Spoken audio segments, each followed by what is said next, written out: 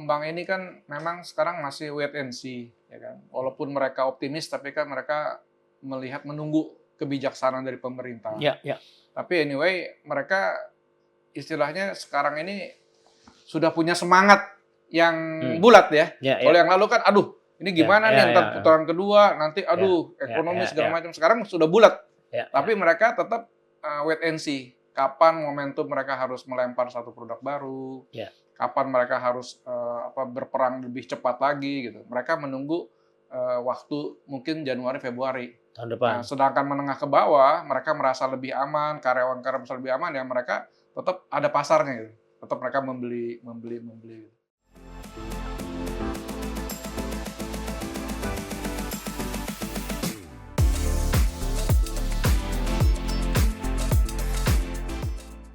Sobat Panangian, kali ini saya kembali mengundang seorang legend, sobat lama saya. Kenapa saya katakan legend? Karena beliau ini mengorganisasi sebuah perkumpulan sinergi yang sangat terkenal belakangan ini. Ada di Jakarta, ada di luar Jakarta. Dan dia memiliki jadwal pertemuan secara teratur. Bahkan belakangan ini dia sudah merambah ke bukan hanya developer sebagai core, tapi juga sudah keluar dari developer, masuk ke jasa-jasa yang mendukung properti industri. Nanti akan kita tanyakan bagaimana perkembangannya. Namun yang menarik, beberapa waktu yang lalu sebelum Pilpres, saya pernah menanyakan pada beliau ini. Dia mengatakan kalau terjadi satu putaran maka akan terjadi optimisme dan properti akan naik. Kira-kira gitu. Nah, jadi saya sapa dulu sobat saya. Selamat datang, Bung. Ya, Ismet Nata Karmana. Luar biasa kegiatan Anda, menggelegar. Dilihat di apa itu di pusing grup. Ya? Pusing ya? Bukan pusing, tapi artinya wah ada lagi ya, gitu kan. Ada yang baru terus. Ya? Inarkos apa segala macam. Golf. Nah, jadi gitu. Waktu kita kemarin ya sekitar sebelum Februari kan kita kita podcast sama Anda. Dan waktu itu kita diskusi mengatakan bahwa kalau terjadi satu putaran akan memberi efek positif pada industri properti ya. Dan ternyata sekarang kan sudah terjadi satu putaran. Nah, gimana kira-kira realitanya di lapangan sekarang ini? Iya, kalau saya lihat beberapa waktu yang lalu kan mereka mempersiapkan, tapi mereka berpikir pasti akan 2 putaran. Jadi persiapannya itu tidak matang gitu. Oh, tidak full satu putaran. Tidak masif gitu. Tidak masif karena ragu kan. Diterusin apa enggak, maju atau tidak gitu kan. Jadi melihat kondisi ya. Lihat kondisi betul. Nah, tapi tiba-tiba karena memang waktu itu maaf ya, saya potong ya. Waktu itu memang para pollster yang memberikan opini tentang satu putaran itu terbelah. Tidak dominan satu putaran. Anda setuju, saya setuju sama Anda. Bahkan kebanyakan yang ragu dan kebanyakan akan mengatakan itu 2 putaran ya. Iya. Jadi hampir sama dengan pengembangnya. Iya, jadi jadi mereka tidak yakin akan satu putaran. Jadi mereka nggak full speed kan, masih dengan sendirinya. Kan? Nah, tiba-tiba kan Februari ini satu putaran kan. Mereka mau full speed tapi lagi persiapan juga sekarang. Iya, dengan sendirinya. Karena kaget. Mereka kaget kan, tiba-tiba masif kan. Jadi diperkirakan properti ini memang sudah menggeliat, terutama orang-orang yang mau beli properti, mereka lebih yakin. Yang mau beli rumah, mereka rasa konsumen, ekonomi, konsumen, properti, investor, tempat kerja mereka lebih baik lagi karena tidak terjadi kekacauan, ekonomi membaik ya. Mereka sudah mulai membeli perlahan-lahan gitu. Nah, tapi mungkin puncaknya setelah penyusunan kabinet ya. Mereka lebih masif, tapi semua udah preparation semua ini. Bahkan ada yang sudah tidak tahan nih, harus nih jualan ya, mereka jualan. Dan kalau mereka ngerti core bisnisnya itu secara pasti ya, maksudnya titik mana yang mesti di-fight, titik mana yang mesti didorong, titik mana perlu dana berapa. Nah, ini terutama perusahaan pengembang besar sih. Mereka kan sudah ancang-ancang ya. Mereka sudah ancang-ancang untuk yang baru, tapi yang sudah ada itu mereka lepas juga. Nah, ketika mereka lepas, yang lain kan masih menunggu kan? Nah, dia menang, tetap menang. Karena selangkah di depan ya. Ya, karena mereka memang sudah selangkah di depan dibandingkan yang lain. Jadi orang-orang mempersiapkan perang, mereka juga mempersiapkan perang untuk selanjutnya kan. Tapi peperangan yang ada sekarang, mereka mereka sudah punya source-nya. Ya. Sudah analisanya, pasar gimana. Nah, yang lain nunggu ya pasar diambil sama pengembang-pengembang besar terutama. Iya. Tapi walaupun kalau dalam praktek sih setiap pengembang kan punya pasar ya. Betul. Ya, itu hanya soal Anda bilang resources, mereka lebih siap. Betul. Karena lebih banyak resources mereka. Ya. Tapi ketika properti itu kuncinya adalah lokasi harusnya setiap pengembang punya porsi kan. Ya. Yang penting genderang mulai tumbuh itu sudah mulai terasa di hampir semua pengembang berarti ya. Ya, betul, besar dan kecil ya. Betul. Jadi Anda bilang tadi setelah kabinet, berarti setelah Oktober ya. Setelah Oktober betul. Ya, setelah Oktober mungkin kabinet kan biasanya 100 hari. Ya. Selalu dilihat itu sebagai tanda bagaimana kabinet ini kecepatannya, berarti mulai terlihat properti itu Januari dong kalau gitu. Ya, kurang lebih Januari 2025 pertengahan ya. Mereka kan sudah mulai perang Februari udah lari. Nah, itu saya rasa mungkin mesti beli sekarang nih ya. Karena kalau enggak nanti mereka sudah perang beneran, ekonomi kabinet semua sudah terbentuk, ya harganya dia yang tertahan yang lalu akan dia lepas di bulan Januari Februari nanti. Jadi memang sekarang it's time to buy juga. Jadi mulai melirik-lirik dan mulai memilih sehingga tidak terlambat. Kira-kira gitu ya? Tidak terlambat ya. Dari si konsumen ya? Betul, karena kan yang kita dapat info bahwa ekonomi akan membaik, perlahan membaik. Oh, iya. Karena kan satu putaran membaik, jadi ekonomi lebih stabil.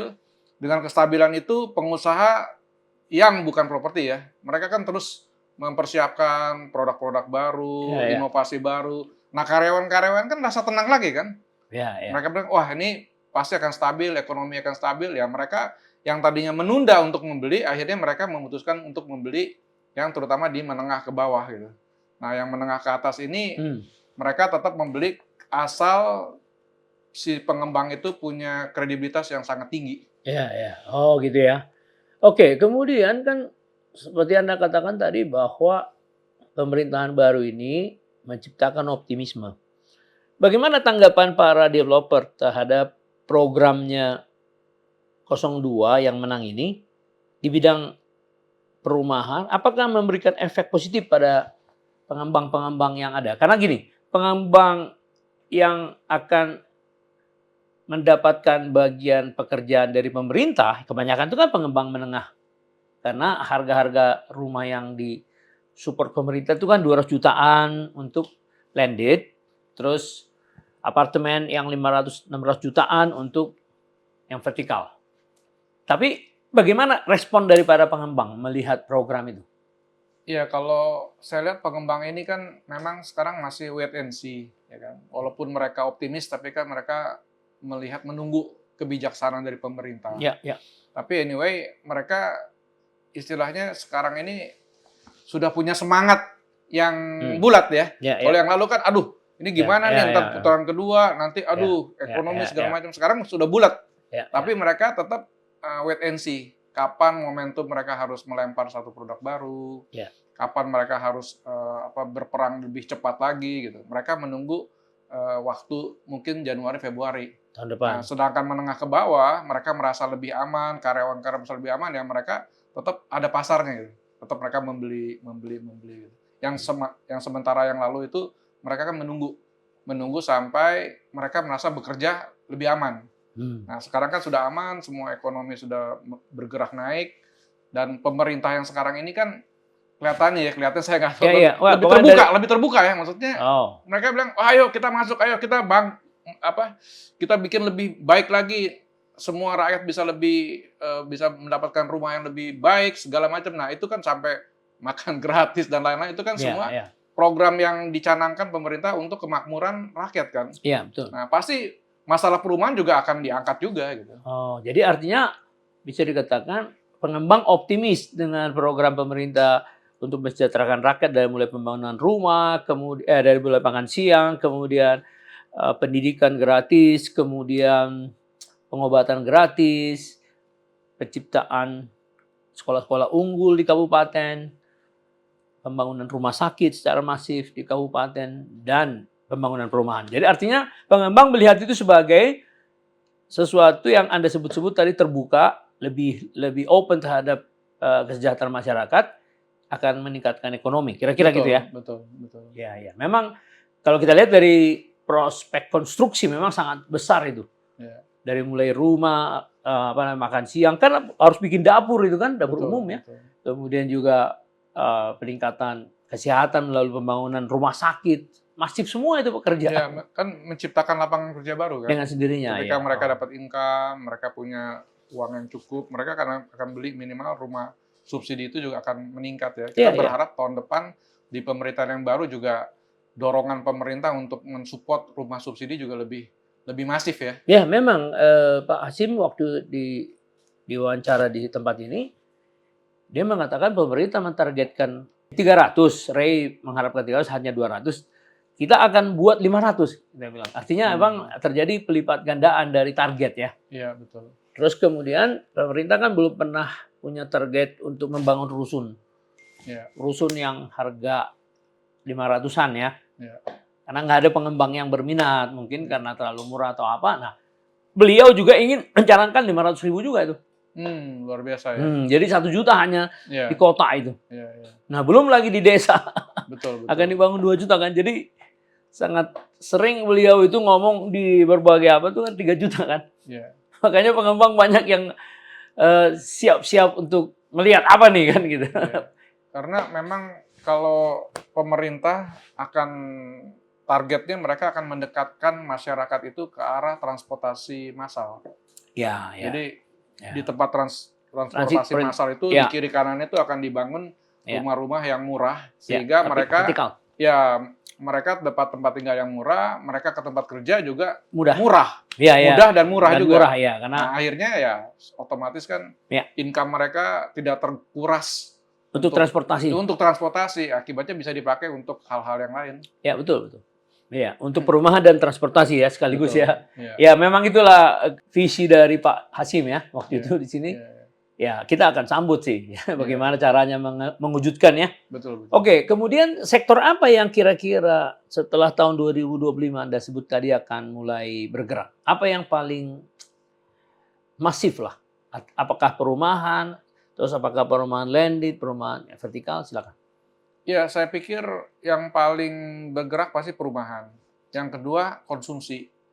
Konsumsi itu pengertiannya adalah perumahan-perumahan yang menyiapkan sarana-sarana resto. Kan sekarang ini mulai masif nih di mana-mana. Pengembang pun juga punya resto di mana-mana gitu. Jadi saya nggak tahu profitnya gimana ya. Tapi yang pasti ada profitnya gitu. Karena mereka juga mulai. Jadi banyak dulu kan developer besar kan dia punya mall, tapi dia juga punya 10 outlet yang mereka bangun sendiri, ya kan? Nah, sekarang yang lain-lain juga mengikuti gitu. Bahkan mereka berkolaborasi dengan outlet-outlet yang sudah punya nama ya.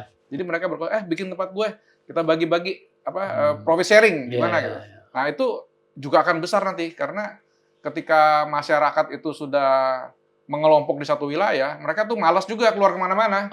Kalau tersedia tempat makan yang lain-lain di sekitar situ, mereka akan radiusnya gitu. Seperti dulu ya, zaman dulu ingat ya, zaman dulu kan orang sangat tereforia dengan yang namanya supermarket raksasa.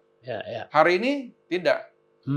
Mereka bisa beli di online, mereka bisa beli di tempat tinggal mereka yang sesuai dengan kebutuhan. Mungkin baru sebulan sekali mereka ke supermarket besar. Jadi supermarket besar yang tidak kreatif, yang tidak dekat tempat-tempat massa yang besar, itu mungkin agak sedikit tertantang ya. Agak sedikit turun ya. Karena mereka warga itu lebih senang di tempat-tempat yang dekat mereka itu ada supermarket kecil ya kan seperti Alfamart, Indomaret dan lain-lain. Itu kan mereka kan makin masif ya kan. Bahkan mudah-mudahan pemerintah juga bangun juga supermarket yang di Sumatera Selatan kan mereka berdiri sendiri.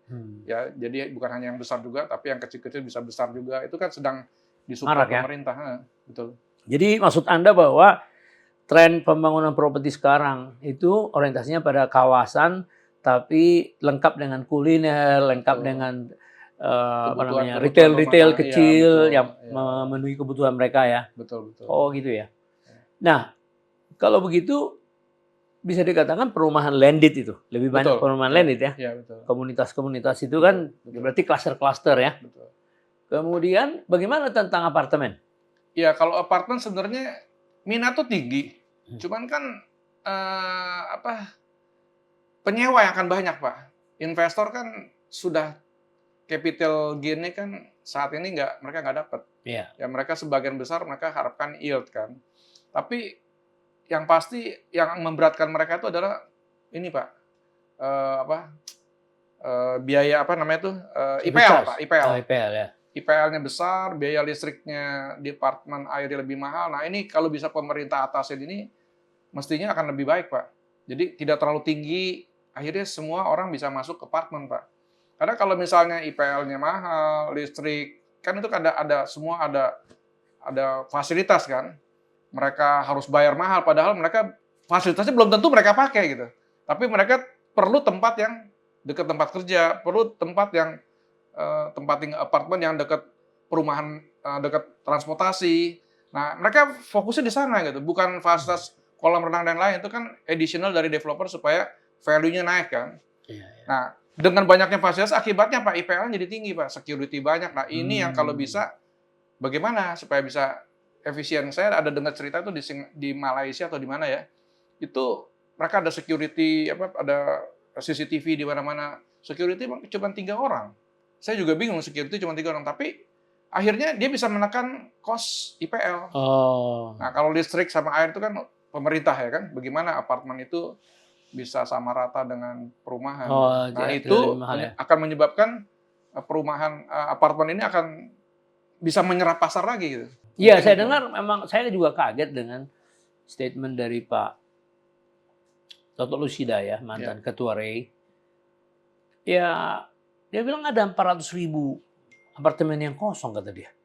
Ya, cukup banyak. Ya, yang menekan kemungkinan ada kredit macet nanti akibatnya. Kalau tidak ada perhatian terhadap 400.000 ini kan. Ya. Oleh karena itu kata beliau itu bahwa pemerintah sudah mengetahui itu. Sehingga dikeluarkanlah PPNDTP. Ya, betul. Makanya ditarik sampai 5 miliar. Itu tujuannya untuk apartemen. Dia ngomong gitu. Iya. Betul. Dia ngomong gitu. Nah, saya juga akan coba lagi mau ketemu dia di podcast ini. Akan menanyakan kira-kira di mana aja itu kan. Ya, betul. Supaya apa yang Anda usulkan tadi, supaya pemerintah ikut terjun ke dalam. Bagaimana menjembatani, mencari solusi kan. Kira-kira kan gitu. Pengembang punya aset, konsumen punya minat, tapi belum terjadi transaksi oleh karena beberapa hal kan. Ya, di tengah-tengah ada masalah teknis kan ya. Ya kalau pemerintah bisa turun, why not kan? Ya, iya dong. Selesai. Lebih bagus dong ya. Karena di Shenzhen ya itu ya. Itu kan kalau kita lihat dulu itu kan kayak sawah gitu kan. Sekarang semua apartemen semua. Artinya di Indonesia juga harusnya apartemen juga bagus gitu. Iya. Nah, mungkin pemerintah Menteri Perumahan yang baru nanti mungkin kalau bisa memprioritaskan masalah ekonomi menengah ke bawah. Ya. Dan juga memfasilitasi bagaimana biaya IPL menjadi murah, listrik dan air menjadi murah. Nah, itu semua orang pasti mau ke sana. Karena orang mau dekat tempat kerja, mau dekat ke tempat transportasi. Oke, jadi perumahan sudah jelas, apartemen sudah jelas, persoalannya. Oke. Tapi kan pemerintah akan merencanakan pembangunan rumah di sekitar 1 kilometer dari stasiun. Ya, yang ada sekarang di sini kan 21 stasiun LRT. Nah, akan membangun rumah 500-an ya, dengan rumah vertikal. Kira-kira prospeknya menurut Pak Ismet gimana itu? Pasti bagus. Bagus ya. Kenapa? Pasti bagus. Karena orang semua itu sudah capek. Dari pagi sampai kantor itu bisa 2 jam. Pulang 2 jam. Berarti 4 jam itu ada di jalan. Kalau bisa dia ada perumahan, dia naik ojek, atau kalau misalnya punya motor, naik motor, taruh ada satu tempat parkir motor, dia tinggal naik LRT sampai kantor, pulang. Wah, mereka punya banyak waktu luang, bukan hanya menghemat uang, menghemat waktu, tetapi juga bisa punya waktu dengan keluarga lebih banyak. Pasti itu akan bagus. Karena dunia melakukan itu gitu. Ya memang ya. Nah, Indonesia ini kalau bisa nih pemerintah yang baru ini bikin terobosan seperti itu. Karena ini bukan sesuatu yang aneh dan sesuatu yang baru, tapi dunia sudah melakukan. Kenapa Indonesia nggak bisa dilakukan? Nah, hari ini saya ingin sampaikan yang kedua, yang kalau kemarin satu putaran pasti lebih baik ekonominya. Kalau mau lebih baik lagi ekonominya, pemerintah harus take care bukan hanya rumah, tapi apartemen menengah ke bawah, bagaimana yang dekat-dekat LRT itu tanahnya dibebaskan dengan harga yang tidak mahal, terus akses transportasi ke LRT, juga biaya IPL yang tidak mahal, listrik dan air, nah itu maju, pasti maju. Dan harga 500 itu udah oke ya? 500, ya, 500 angka psikologis ya, 500 ke bawah. 300 sampai 500 lah kalau bisa. Kalau memungkinkan ya. Ya, kalau ya itu tergantung ukuran kali ya. Kalau ukuran pasti. Kalau 36, 500 oke dong. Ya. Kalau 20 ya 300 ya kan? 21 meter kan untuk orang yang bachelor gitu kan ya. Betul. Dan bagaimana menurut pandangan Anda ya kalau rumah sewa juga dibuat? Contoh ya. Kan ada beberapa lahan Auri yang dekat-dekat Halim sana kan banyak yang idle. Bukan hanya Auri ya. Kereta Api Indonesia, KAI, terus kemudian juga banyak lahan-lahan Pemda yang kalau dibuat seperti bagaimana HUS stasiunnya itu menyewa 50 tahun dengan biaya yang sangat rendah. Sehingga kalau dibangun di situ misalnya tipe 21 dekat dengan LRT dong dengan sendirinya itu kan. 21 kali kalau dibangun di luar harga tanah itu paling 120 juta. Kali 6 juta ditambahlah macam-macam jadi 150 juta. Lalu kalau disewa, tapi sewanya itu hanya sekitar 2 juta. Yang 21 meter. Dengan sendirinya 2 juta kan kalau dikalikan dengan 12 bulan berarti 24 juta.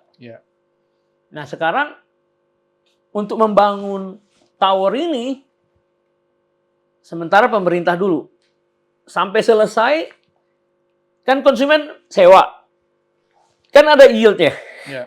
Lalu ini dikasih ke investor tetapi dibatasi hanya 30 tahun. Tapi yieldnya lumayan. Kira-kira gimana itu?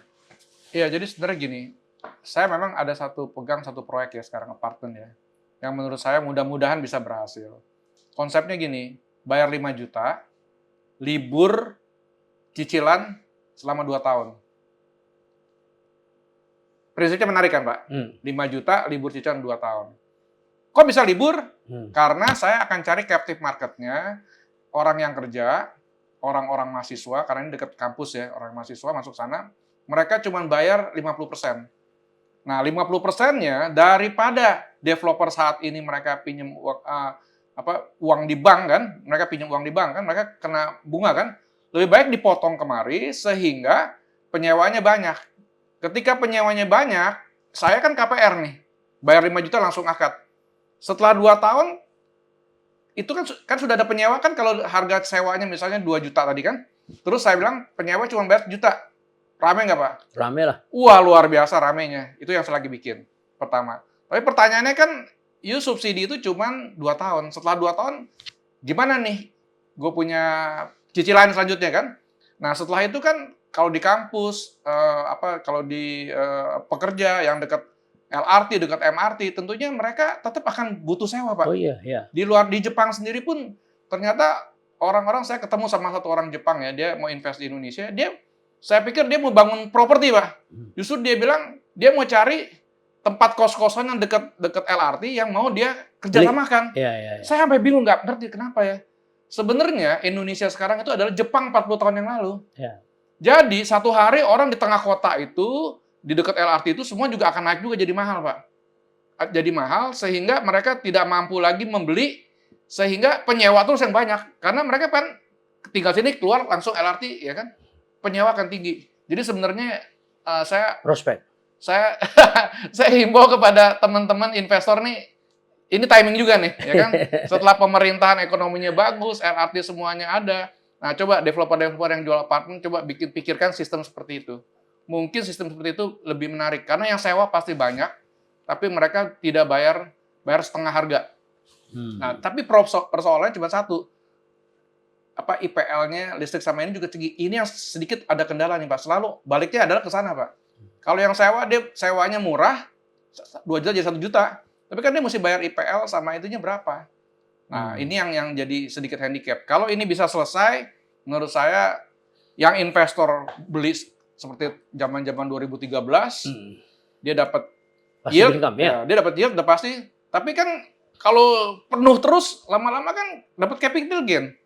Capital gain akan naik kan, karena dia dekat LRT kan, kebutuhan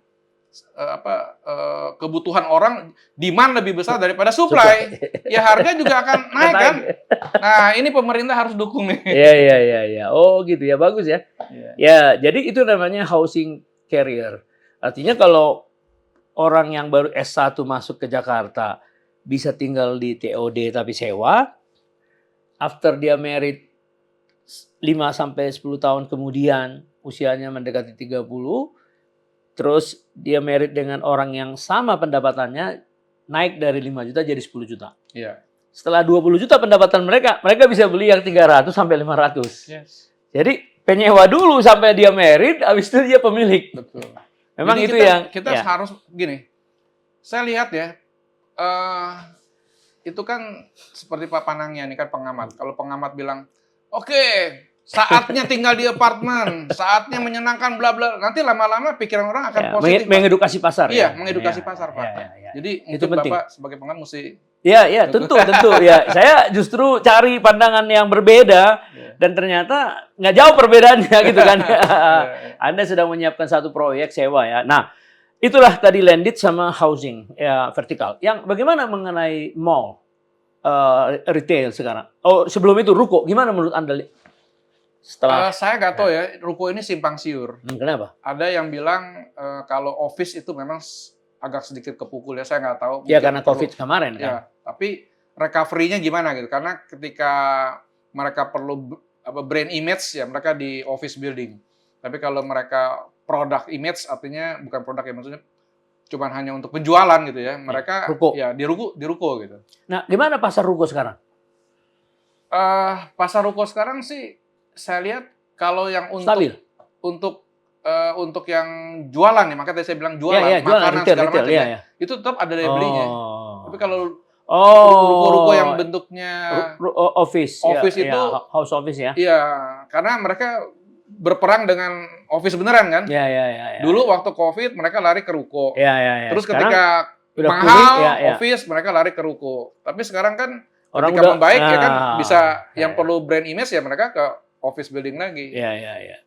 Jadi 50-50. Tapi kalau untuk komersial, untuk makan, restoran, kebutuhan masyarakat hari terus itu tumbuh ya kan. Seperti di PIK itu kan semua ruko jadi semua, tempat makan semua. Iya. Tapi kalau menurut saya jumlah ruko tempat makan jauh lebih masif dibandingkan dengan office kan.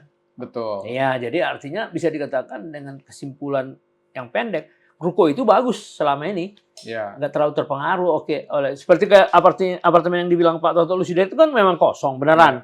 Karena belum ada solusi. Kalau ruko kan kayaknya solusinya selama tumbuh kuliner tumbuh juga nggak ada masalah kan? Betul. Oke. Sekarang habis apartemen tadi udah, ruko udah. Sekarang mall gimana mall? Ada dua mall ya yang saya tanyakan itu ada trade center. Ada mall yang leasing, yang sewa. Nah, sekarang trade center dulu, gimana? Kalau trade center kan sepertinya dulu kan hype ya. Tapi nggak tahu ya, sekarang kayak zamannya udah berubah ya. Tapi kalau kayak Mangga 2 masih nggak ada masalah ya? Ada, udah berkurang kehantam. Jadi gini ya, saya ada cerita lucu nih. Cerita lucu, anekdot ya. Ini teman saya ini punya 17 kios, Pak. Oh, di satu mall? Di satu mall. Di satu trade center. Trade center ya? Dia itu dulu hebat banget, duitnya banyak sekali. Dia jualan HP, terus dia sewa-sewain. Dan saya ngalamin sendiri gitu. Jadi dia bilang gini, aduh anak-anak muda sekarang, dia bilang di sini nanyanya, belajarnya, pas beli dia pakai internet, dia bilang. Padahal cuma selisih 20.000, 30.000, tapi dia beli belajarnya di sini, akhirnya kita mati gitu. Dan saya ngalamin juga, saya waktu itu ke satu tempat trade center, saya beli sesuatu barang seharga 1,5 juta.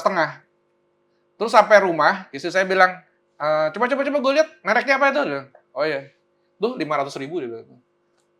Itu bisa mati itu. Karena apa? Mall itu kan dia harus keluarin karyawan, listrik, sewa tempat. Ini kan cost yang mesti dimasukin ke harga. Sedangkan kalau yang online ya di rumah aja dia gitu, di rumah gitu. mainnya gitu. Jadi itu mesti hati-hati kalau trade center. Kalau mall itu kan memang kan orang perlu leisure ya, liburan, ngobrol, makan keluarga segala macam. Itu biasanya Jumat Sabtu Minggu sih pasti rame kalau di tempat-tempat yang memang mallnya terkonsep ya. Jadi kalau mall sih nggak ada masalah ya? Mestinya nggak ada masalah. Ya, karena lokasinya udah dihitung. Karena mall di daerah-daerah juga sekarang dibangun terus. Iya, saya kemarin ke apa namanya itu, ke jalan tol ke kiri itu, waduh, mallnya luar biasa, masih baru ini. Iya. Penuh, benar itu. Kalau di daerah kawasan perumahan di mana ada mall, selama jumlah lantainya nggak terlalu banyak, itu habis semua ya. Jadi trade center yang justru masalah di Jakarta ini ya sekarang. Karena ya itu tadi mereka beli di online. Kalau mall kan lebih entertainment. Ya, Mallnya mall entertainment ya. Iya. Kombinasi ya. Ya dong, kuliner segala macam di situ, anak-anak segala macam kan gitu. Tempat mainan, time zone. Iya. Itu hidup ya, tapi yang trade center ya. Ya yang terkonsep. Iya dong. Kalau nggak terkonsep ya dia cuma Sabtu Minggu doang yang ramai, hari biasa sepi. Kalau yang mall. Iya mall. Kalau yang terkonsep dia bisa ada masa juga Senin sampai Kamis itu tetap ada masa yang datang.